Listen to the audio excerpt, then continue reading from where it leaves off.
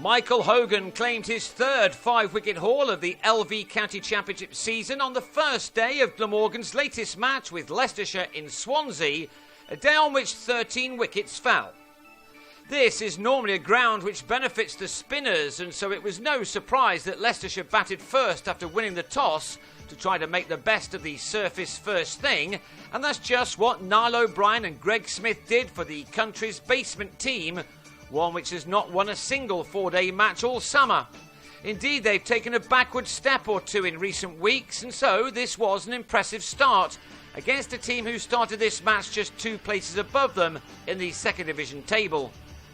Hogan has taken a lot of wickets this summer with balls that nip back, and he removed Smith that way too for his 49th championship success of the season. Smith was out for 40, and in the next over he was joined back in the hutch by O'Brien, who on 29 was tempted by the flight from Dean Koska but sliced his drive to Hogan.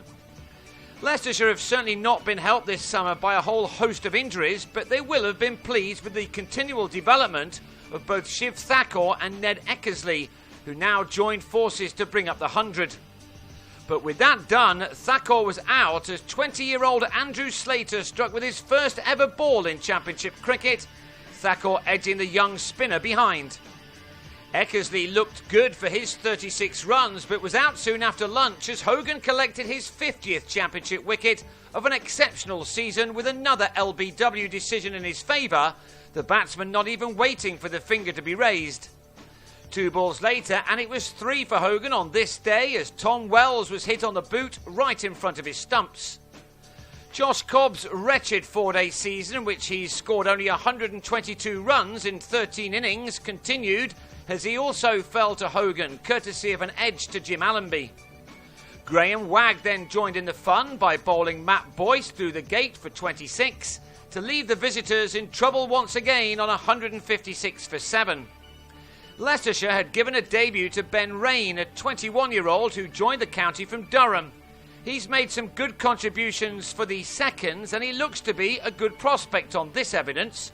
Clearly batting had not been easy, but he played as well as anyone throughout the day. He survived until tea, but 6 wickets fell in the final session. Hogan grabbed his fifer with yet another ball which nipped back sharply off the pitch to win another LBW decision.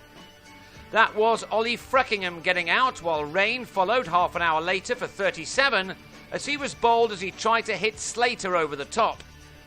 James Sykes then sliced a drive off Koska to Murray Goodwin to end the innings on 203, Hogan finishing with figures of 5 for 43, another excellent return from a man who is now the leading wicket taker in Championship cricket this year. Not that Glamorgan, who've announced that their head of elite performance, Matthew Mott, will be leaving at the end of the season, fared any better.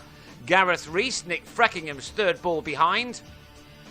Will Bragg was legged before to Alex Wyatt, and Ben Wright managed to divert a wide ball from Freckingham to Smith in the slips, all 3 wickets falling in the first 8 overs of the reply.